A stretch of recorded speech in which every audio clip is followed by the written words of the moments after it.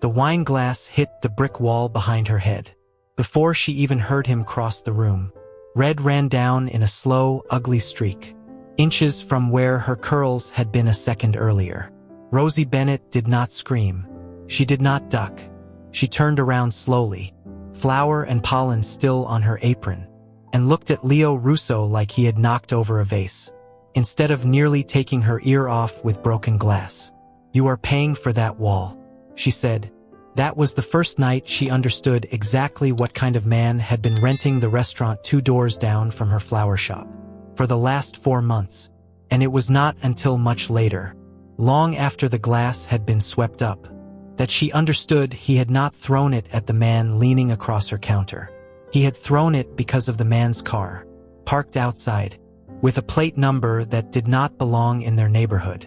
Rosie ran Bennett and Bloom, on the corner of 9th and Larch, a shop with a hand-painted sign, and a bell over the door that had not worked right in years. She was 26, built soft and round in a way her grandmother used to call good stock. Flour-dusted hands most days, dirt under her nails the rest. She had inherited the shop from that same grandmother 2 years back, along with a mountain of debt nobody warned her about, until the bank started calling. Leo Russo owned the restaurant 2 doors down. Officially, that was all anyone in the neighborhood needed to know. Unofficially, everyone on that block understood that Leo Russo's real business had nothing to do with linen tablecloths, and that the men who came and went through his back door at odd hours were not there for the veal. He had started buying flowers from her the week he moved in. Small orders at first.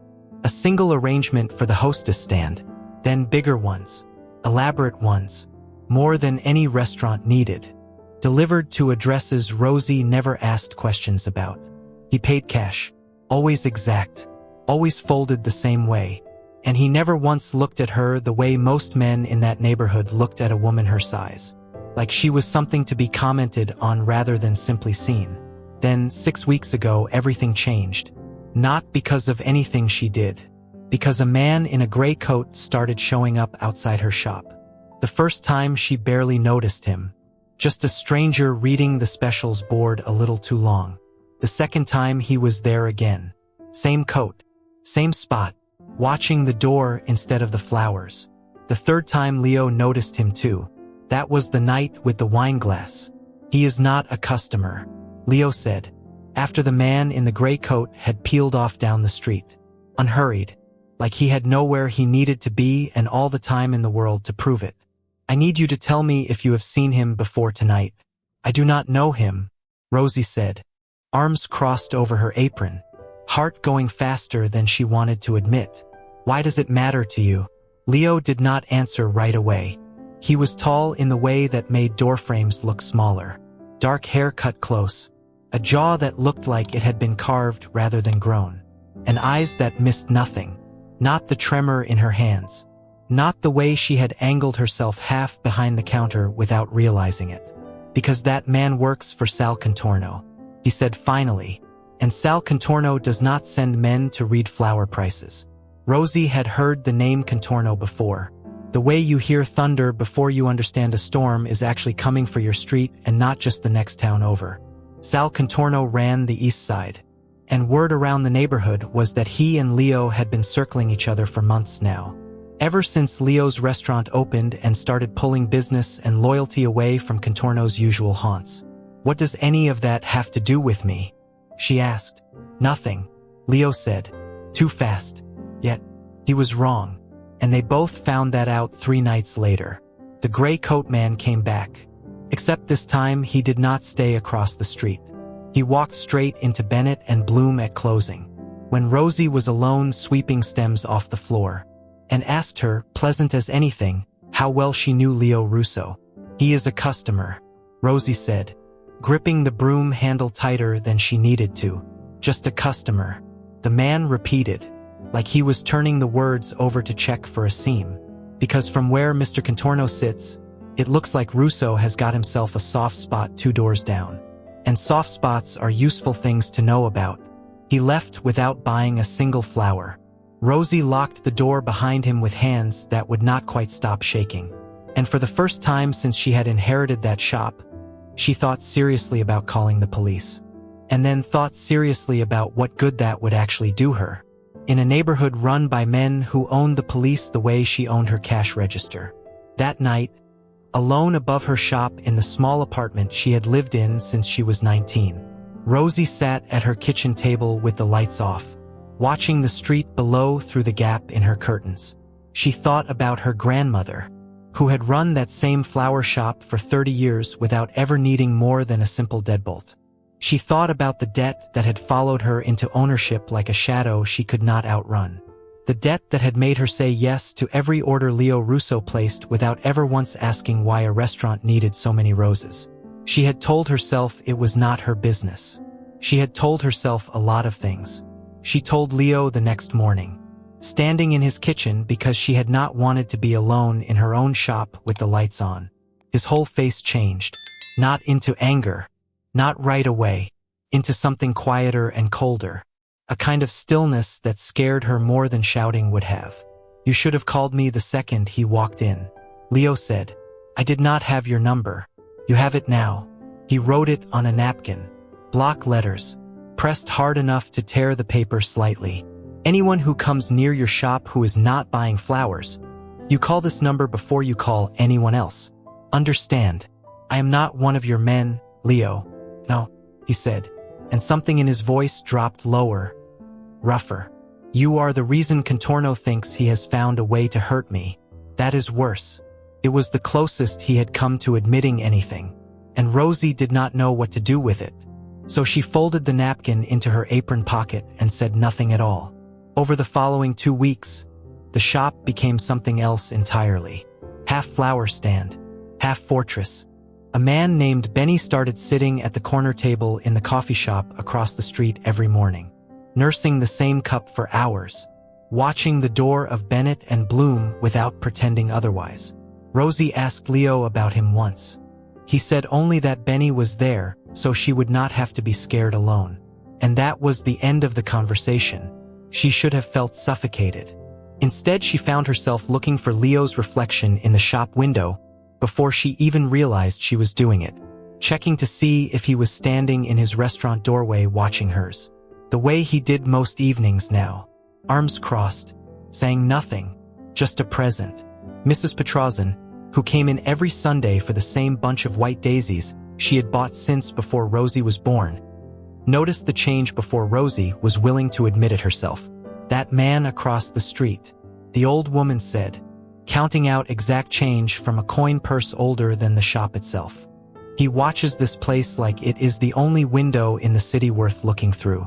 He is just careful," Rosie said, wrapping the daisies in brown paper the way she always did. "Careful men do not forget how to blink, dear." Mrs. Petrozan smiled, the kind of smile that had seen 60 years of other people's love stories unfold across that same countertop. "You could do worse than a man who forgets how to blink." Rosie laughed it off that morning, but she caught herself thinking about it long after the bell had rung the old woman back out onto the sidewalk. It was easier, somehow, to notice the danger circling her shop than to notice the quieter thing growing alongside it. The way Leo had started bringing her coffee some mornings without being asked. Black, exactly the way she liked it, though she had never once told him how she took it. It was during that stretch that the real trouble started. And it did not come from Contorno directly. Came from Vince Whitfield. Vince ran a produced distribution company 2 blocks over. Was handsome in the practiced way of a man who knew exactly how his smile landed, and had been trying to get Rosie to go to dinner with him for the better part of a year, long before Leo Russo had ever rented the restaurant 2 doors down. Vince did not know anything about Contorno or gray coats, or napkins with phone numbers pressed too hard into the paper. He only knew that the florist on the corner was funny and kind and built like something worth admiring, and that lately, whenever he stopped by the shop, the restaurant owner 2 doors down watched him leave with an expression that could curdle milk. "He does not like me much, does he?" Vince said one afternoon, nodding toward the restaurant window where Leo stood, unmoving, arms crossed, jaw tight. "He is protective," Rosie said, which was not quite a lie and was not quite the truth either. "Protective or possessive?" Vince asked. and there was something needling in it. Something that wanted to draw a line and make her pick a side of it. Rosie did not answer that. She just smiled at Vince the way she smiled at every customer. Warm and a little tired, because that smile had never belonged to anyone but her. And she was not in the business of handing pieces of herself away just because a man across the street had opinions about it. Leo came over within the hour. After Vince left, bell jingling weakly overhead. "You do not need to smile at him like that," Leo said. No preamble. Straight into it. Voice tight in a way she had not heard from him before. Not even the night with the wine glass. Rosie set down her shears slowly. "Like what, Leo? Like he has earned it. He is a customer. Same as you were, for months ago before any of this. He is not the same as me." Leo's hands were flexed at his sides. Like he needed somewhere to put the tension building in them. Contorno is watching this shop. He is watching who comes in and out. Every man who smiles at you and gets one back is a man Contorno can use. A man he can lean on, threaten, buy off just to get information about me. "You understand what I am telling you. I understand you are scared," Rosie said quietly. "But I am not going to stop being myself because you are scared. I have spent my whole life shrinking to make other people comfortable. Leo, I am not doing it for you either." Something in his face cracked open at that. Just slightly. Just long enough for her to see underneath the granite. "That is not what I am asking," he said, quieter now. "I am not asking you to shrink. I am asking you to be careful. There is a difference between the two. Even if it does not feel like standing where you are standing." Rosie wanted to believe him. She almost did. But the words "don't smile at other men" had already landed somewhere in her chest. And no amount of quiet explaining afterward could fully dig them back out. She smiled at Vince again the next day. Deliberately. Not because she wanted to prove a point to Leo, though maybe there was a little of that too, but because she refused to let fear, hers or anyone else's, decide who got to see her be warm. If Leo Russo wanted to survive a war with Sal Contorno, that was his fight to manage. Her smile was not a weapon in it. And she was not going to let anyone, not Contorno, not Leo, turn it into one. Leo watched through the window and said nothing that time. But Benny's coffee cup sat untouched on the corner table for the rest of the afternoon. And that night, a black car with no plates idled outside Bennett and Bloom for 11 minutes before pulling away. Rosie found out about the car 3 days later. And only because Benny finally slipped and mentioned it. Looking sick about having said anything at all. "He did not want you to know," Benny said. "Did not want you scared. I have a right to know if someone is watching my shop." Rosie snapped, angrier than she expected to be, especially if it is connected to him. She marched into Leo's restaurant that evening, past the hostess stand, past 2 men who moved to stop her and then thought better of it when they saw the look on her face. Straight into the back office where Leo sat over a stack of paperwork that was very obviously not restaurant invoices. "You had a car sitting outside my shop and you did not tell me." Leo looked up slowly. "I handled it."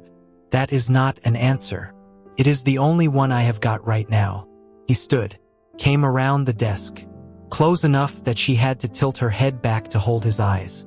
"Contorno is testing how far he can push before I push back. I did not want to hand him the satisfaction of watching you panic. I am not made of glass, Leo. I know that," he said, and something rough slipped into his voice. "I know exactly what you are made of. That is the problem. You walk into a room and you do not shrink for anybody. Not for Contorno's man, not for Vince Whitfield, not for me. You have got no idea how rare that is in my world. And no idea how much of a target it makes you. So what, I am supposed to be smaller, quieter. Is that the fix?" "No," he said, and it came out almost like a plea. "The fix is you let me stand between you and it, without fighting me on every single piece of it." Rosie felt the anger in her chest tangle up with something else. Something that had been building for weeks under all the flower deliveries and the folded cash. And the way he watched her window every evening like it was the only view worth having. "Then stand there," she said, "but do not tell me who I am allowed to smile at while you are doing it." He did not answer that night. But 2 days later, everything came to a head. And it was not Rosie's smile that Contorno used against them. It was her shop's delivery schedule. Something she had mentioned once, in passing, to a man in a gray coat she had not yet learned to fear enough. The Thursday morning delivery truck that usually dropped roses at the back door of Bennett and Bloom did not belong to Contorno's men. Not exactly, but the driver had been paid enough to look the other way when two of them climbed into the back among the flower boxes and waited. Rosie found out something was wrong the second she unlocked the back door, and the boxes did not smell like roses. They smelled like gasoline and cigarette smoke. And the man who stepped out from behind them had a gray coat and a gun low against his leg. Casual. Like it was an afterthought instead of the entire reason he was there. Mr. Contorno would like a conversation with Mr. Russo, he said. And it occurred to him you might be a more persuasive messenger than a phone call. Rosie's mind went very still. The way it sometimes did when her hands were steadier than her fear had any right to allow. She thought about the broom by the register. She thought about the pepper spray in her apron pocket that Benny had given her 2 weeks ago. The one she had rolled her eyes at. The one her fingers were already closing around. You can tell Mr. Contorno, she said, voice flatter and calmer than she felt, that I do not run messages for men who send people through my back door instead of using the front like customers. The man smiled, unbothered.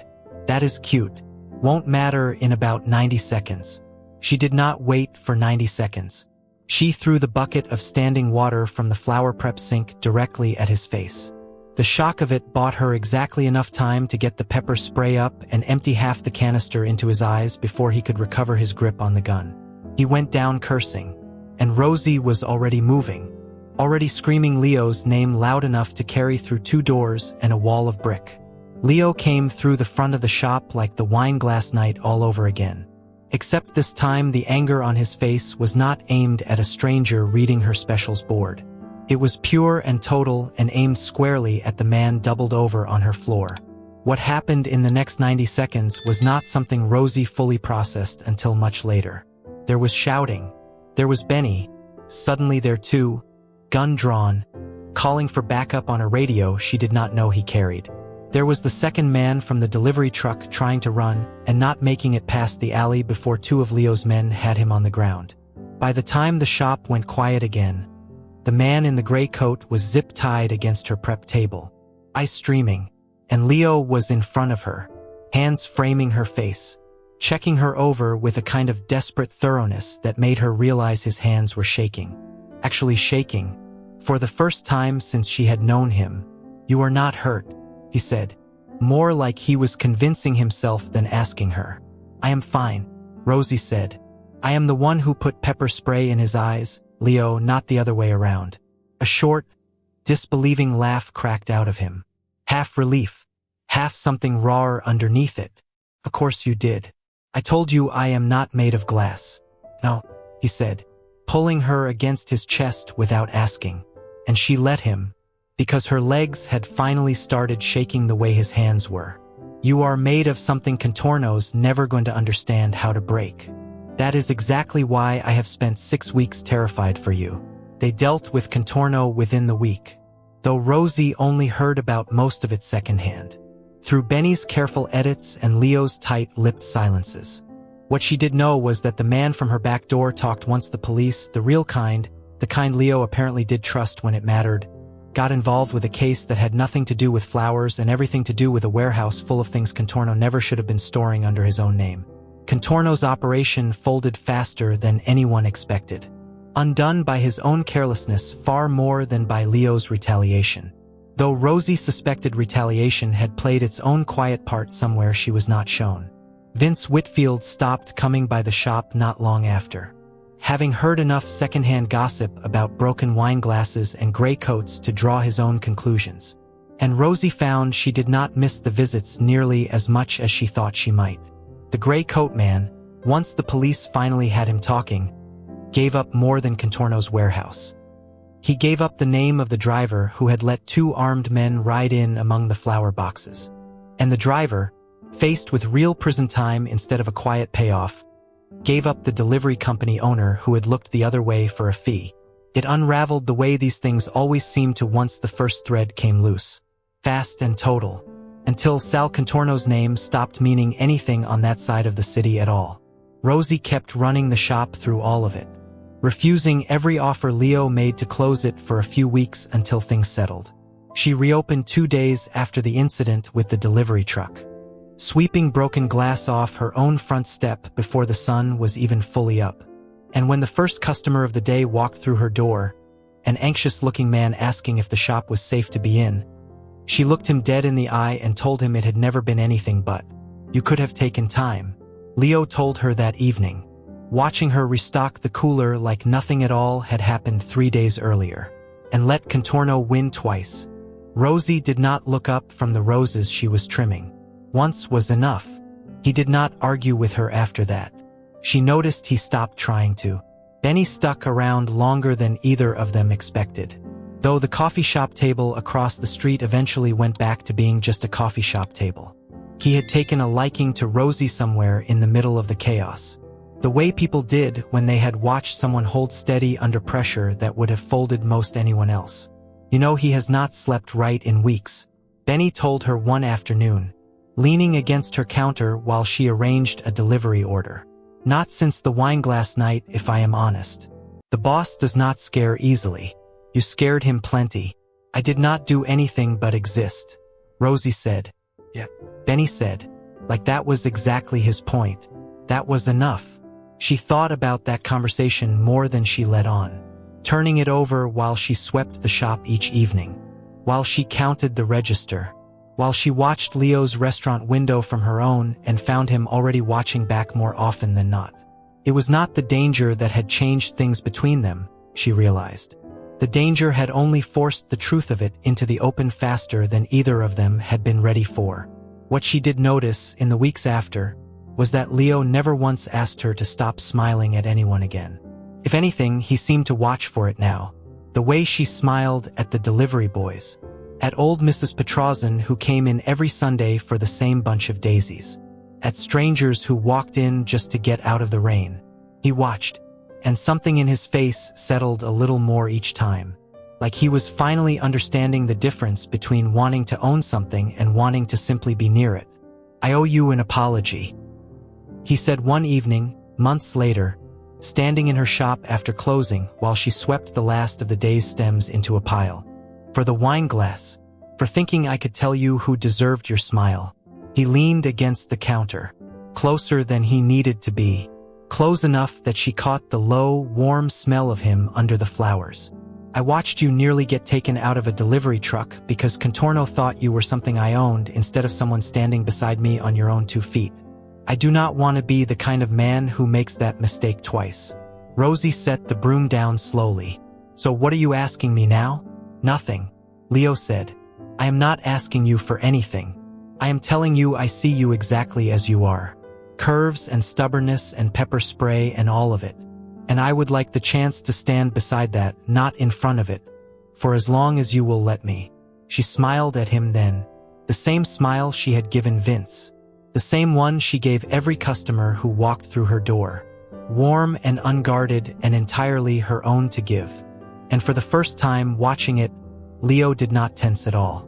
He just smiled back, slow and certain, like a man who had finally understood exactly what it meant to earn something instead of demand it.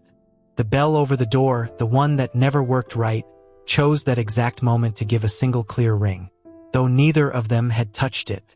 "Guess it decided to work again," Rosie said. "Good timing," Leo murmured, and closed the last of the distance between them. If Rosie and Leo's story made your heart ache in all the right places, give this video a like and tell us in the comments if you have ever had to choose between someone else's fear and your own true self. Subscribe to the Arrangement Diaries so you never miss the next slow burn worth staying up for.